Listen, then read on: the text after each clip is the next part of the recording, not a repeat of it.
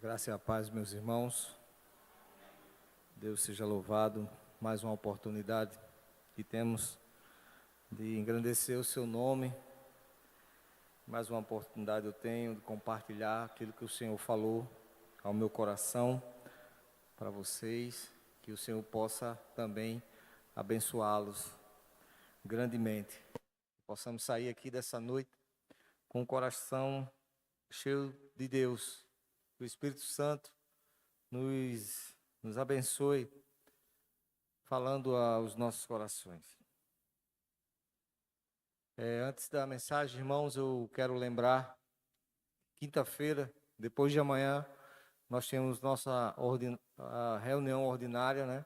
Às 19h30, toda a igreja está convocada, ninguém está dispensado, a princípio. Amém? Só por força maior.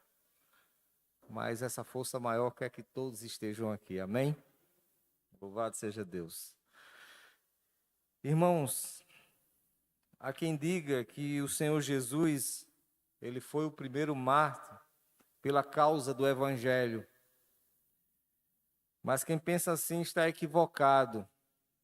Porque um mártir é a pessoa em que é perseguida, caçada, torturada, sujeita a sofrimento por causa do que ela defende, do que ela crê e se recusa em abrir mão da fé do que ela crê.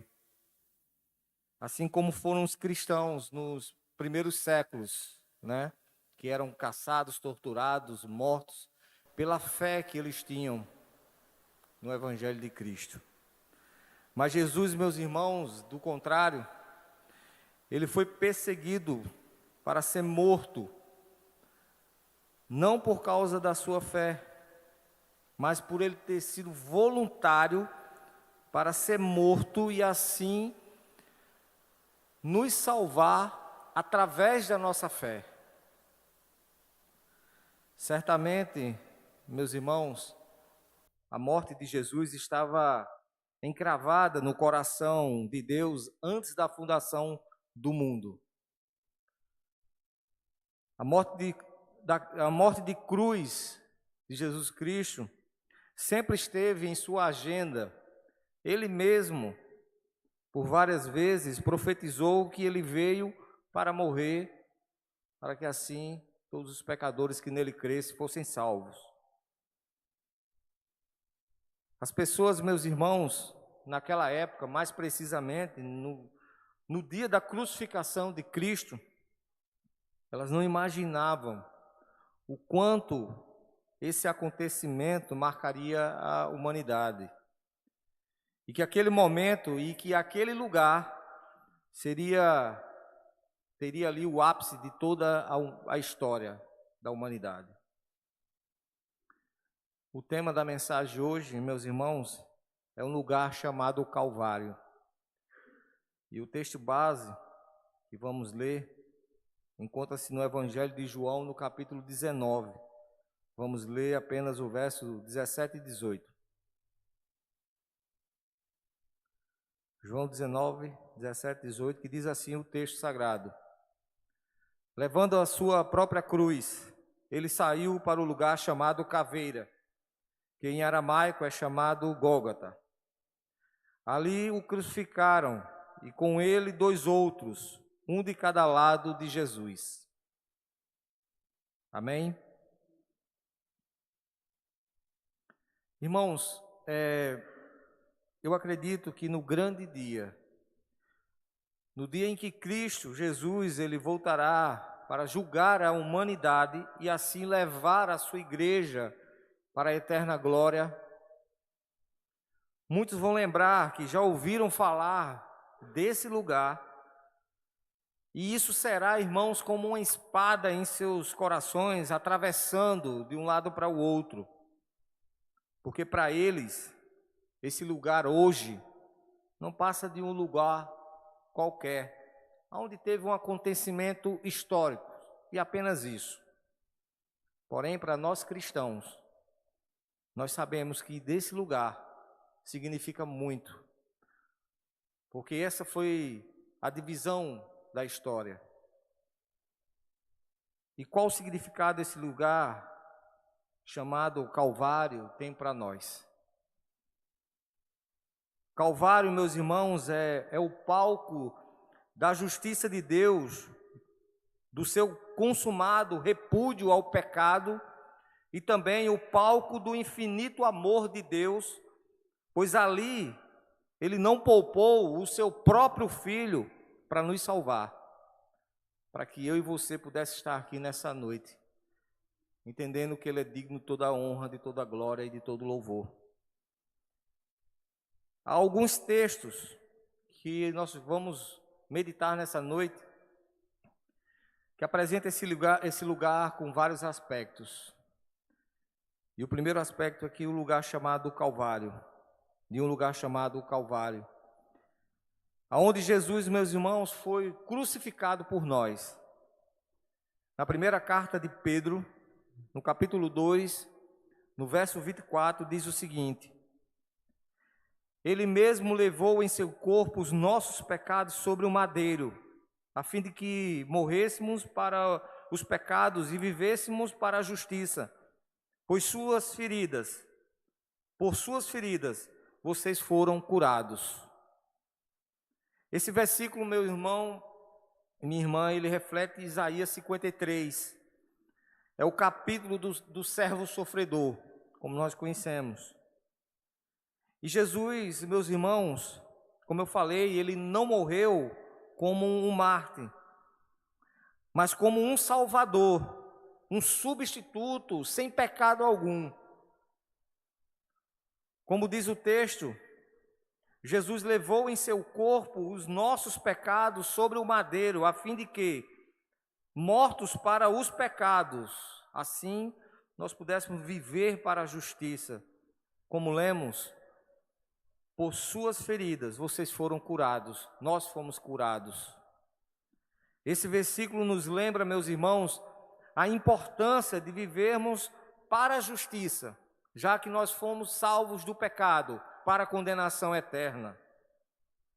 Reconhecer, meus irmãos, o sacrifício de Jesus e buscar viver uma vida de acordo com os seus ensinamentos, com a sua vontade.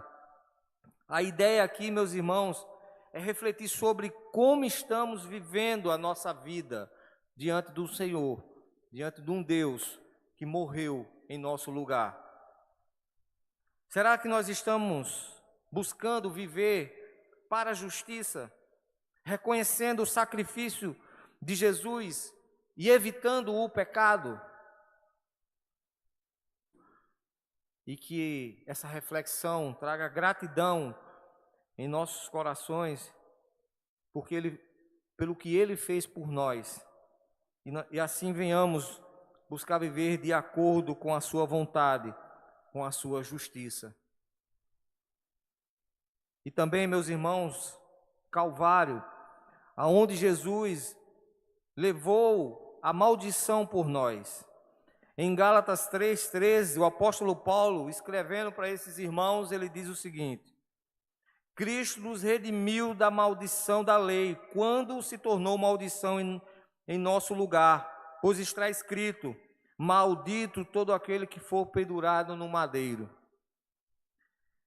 E esse texto, meus irmãos, é uma lembrança também poderosa da incrível dádiva da graça de Deus através do nosso Senhor Jesus Cristo. Porque a lei, meus irmãos, ela é como um padrão moral dado por Deus, que foi estabelecida para nos mostrar o que é certo e o que é errado, segundo os padrões do Senhor que está na sua palavra.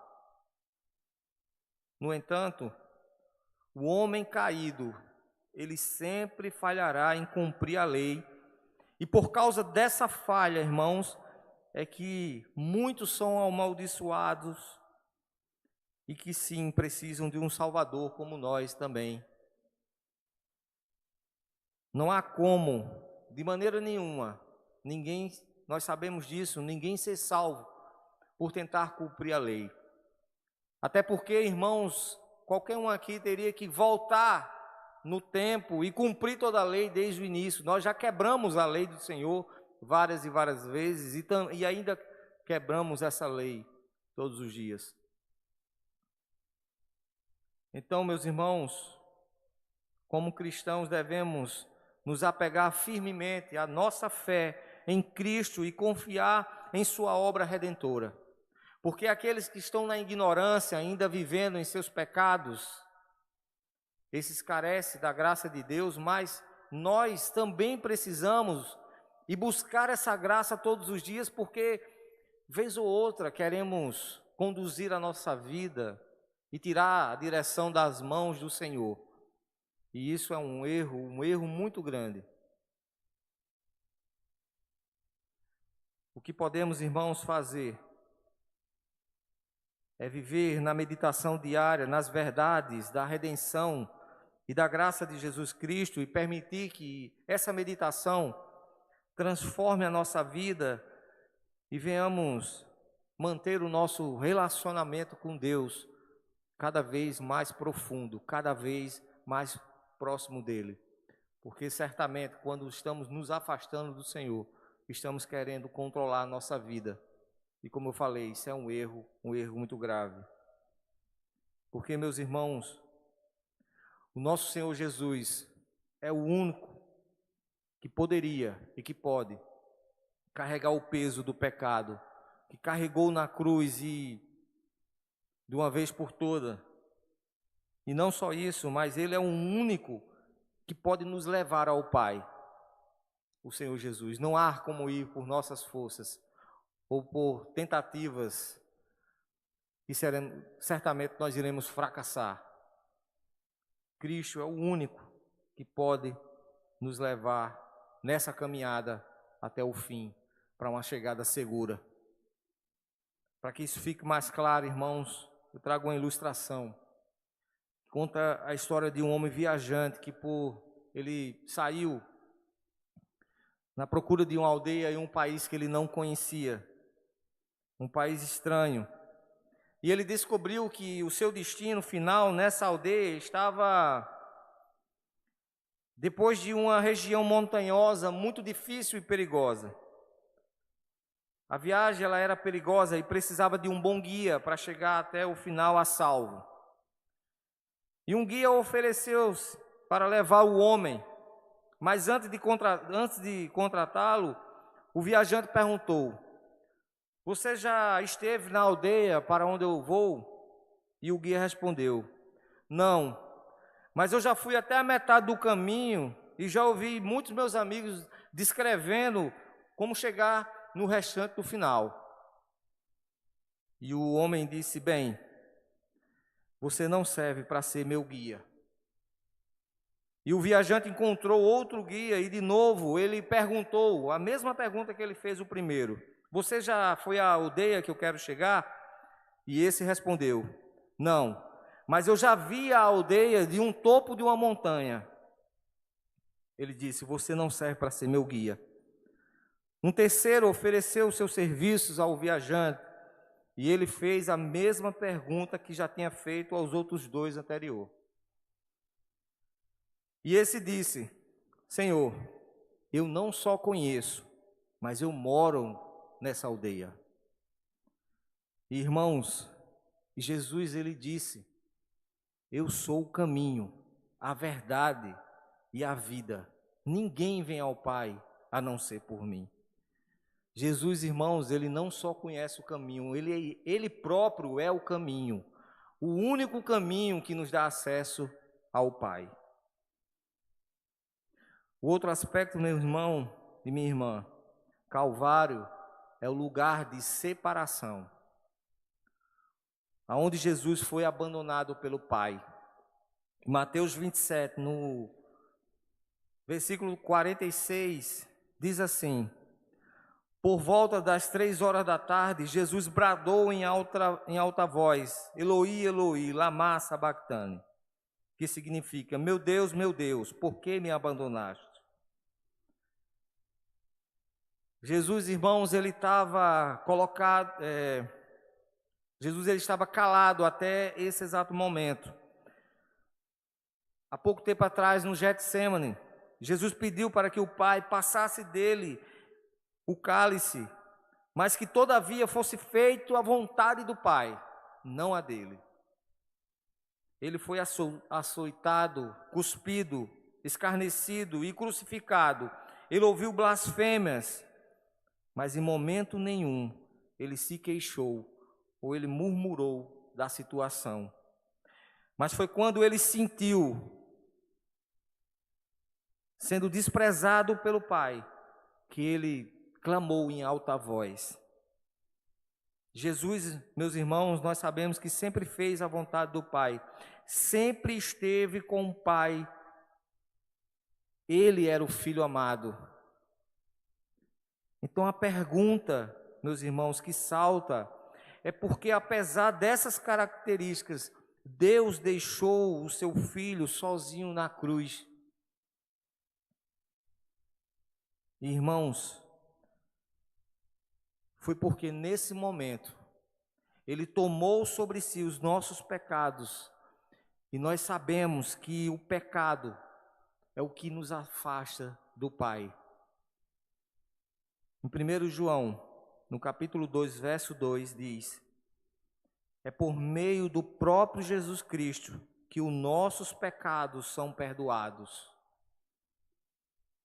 Esse foi o sacrifício de Cristo. Esse sacrifício, meus irmãos, custou a Ele a presença do seu Pai, que Ele nunca perdeu. E eu fiquei imaginando, meus irmãos, aqueles que sofrerão por toda a eternidade, e definitivamente Deus os entregará à agonia de estarem separados dele para sempre. Nós devemos nos lembrar, meus irmãos, desses fatos, para que não venhamos esquecer de agradecer ao Senhor Jesus pelo seu sacrifício e por ele ter renunciado todo o seu poder e sua glória para que pudéssemos ter a chance de sermos salvos dessa condenação eterna, dessa separação eterna do nosso Criador. Eu acredito que é como um peixe viver fora d'água e não morrer, e agonizar por toda uma eternidade.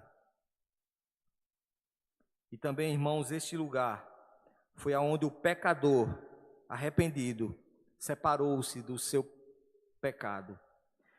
Em Lucas 23, no verso 40 a 43, diz o seguinte: mas o outro criminoso o repreendeu dizendo: você não teme a Deus, nem estando sobre a mesma sentença? Nós estamos sendo punidos com justiça, porque estamos recebendo o que os nossos atos merecem. Mas este homem não cometeu nenhum mal. Então ele disse: Jesus, lembra-te de mim quando entrares no teu reino. Jesus lhe respondeu: eu lhe garanto, hoje você estará comigo no paraíso. Louvado seja Deus. A oportunidade, meus irmãos, foi dada aos dois. Aquele que poderia fazer a diferença nos últimos minutos de vida desses homens estava bem ali, ao seu lado. Um dos malfeitores, irmãos, desejou continuar vivendo a sua vida antiga, a sua vida de incredulidade, de descrença, de maldade. O outro optou por receber a vida, mesmo em meio à morte, mesmo a morte estando ali, batendo a sua porta. Aquele salteador, ele aceitou a morte para receber a vida com Jesus. Que maravilha! Ele ouviu a voz de Jesus e creu que, morrendo para este mundo, e que de fato ele estava morrendo, mas que ele percebeu que ele não poderia perder, irmãos, nem um segundo, nem um tempo, que ainda lhe restava de vida, e ele clamou ao Senhor para viver eternamente com o Senhor Jesus. Ele não perdeu a sua única e última oportunidade.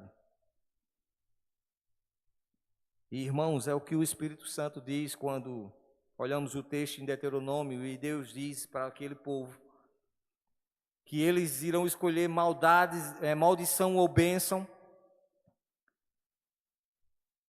No capítulo 30, no verso 19, na parte B, o Espírito Santo diz: agora escolham a vida, para que vocês e os seus filhos vivam. Também, irmãos, aonde o pecador arrependido separou-se do pecado, o pecador arrependido separou-se do pecador não arrependido, tendo a cruz de Cristo entre eles. No Evangelho de Lucas, ainda no 23, no versículo 39, anterior aos 3 que lemos, o versículo diz: um dos criminosos que ali estava, de empedurado, lançava-lhe insultos. Você não é o Cristo? Salve-se a si mesmo e a nós. Esse ladrão, meus irmãos, ele estava muito enganado. Jamais Jesus buscou agradar os homens em nenhuma das circunstâncias diante da vontade do Pai. Esse ladrão, diferente do outro que se arrependeu e creu em Cristo, ele queria o Cristo que apenas fizesse o milagre que ele estava necessitando naquele momento. Como também muitos que estavam ali e que estavam querendo que ele fizesse esse milagre.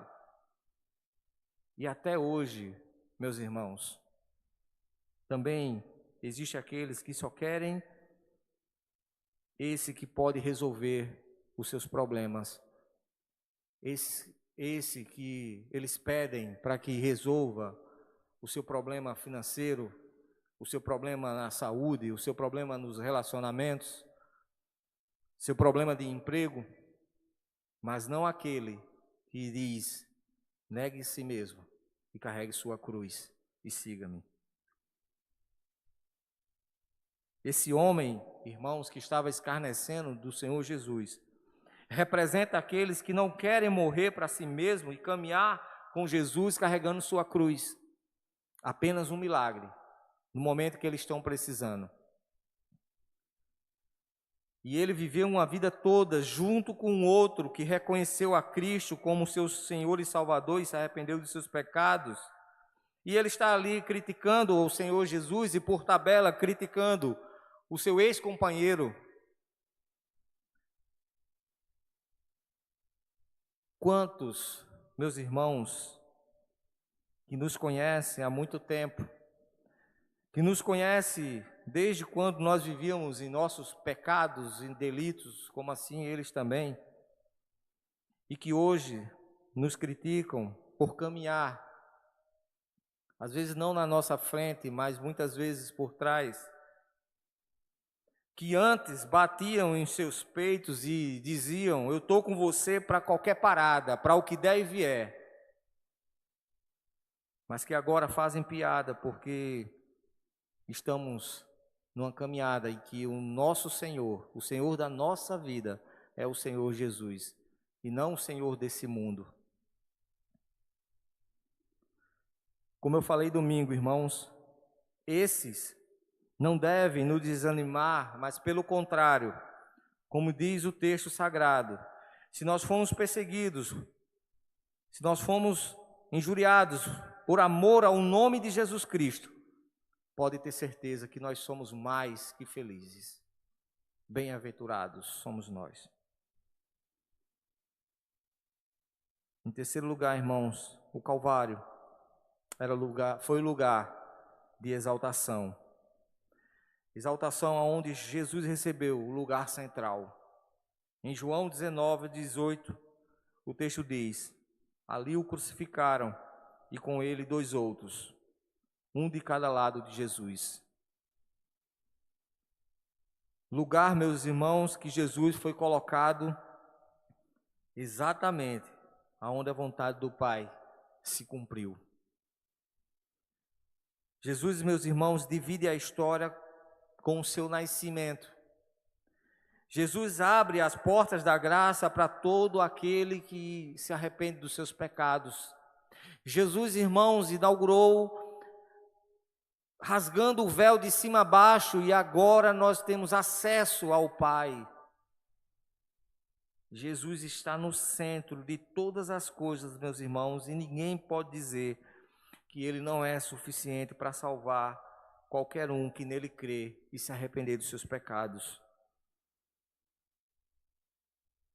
Como Ele, irmãos, já havia sido anunciado lá no deserto, quando ergueram aquela estátua da serpente de bronze, e todo aquele que estivesse à beira da morte e olhasse para a serpente, esse ficaria vivo, seria curado. Jesus, meus irmãos, foi colocado em um lugar de humilhação, para que a sua exaltação fosse completa e perfeita. Também o lugar onde o Senhor foi exaltado como um Salvador dos homens. E eu quero ler 3 textos para essa referência, meus irmãos, que é João 12, 32, 33, João 19, 19 e 1 Pedro 3, 19, 3, 18. João 12, 32, 33 diz assim: Mas eu, quando for levantado da terra, atrairei todos a mim. Ele disse isso para indicar o tipo de morte que haveria de sofrer. No capítulo 19, verso 19, diz: Pilatos mandou preparar uma placa e pregá-la na cruz, com a seguinte inscrição: Jesus Nazareno, o Rei dos Judeus. Primeira carta de Pedro, capítulo 3, verso 18, diz o seguinte: Pois também Cristo sofreu pelos pecados uma vez por todas, o justo pelos injustos, para conduzir-nos a Deus. Ele foi morto no corpo, mas vivificado pelo Espírito. No lugar chamado Calvário, nós encontramos a cruz, que parecia, meus irmãos, um símbolo de derrota, mas que se transformou em um símbolo de vitória sobre o pecado e sobre a morte, sobre potestades, sobre o diabo, sobre tudo aquilo, meus irmãos, que desagrada ao Senhor. A exaltação de Jesus nos ensina, meus irmãos, que por meio da cruz encontramos a esperança e a vida eterna.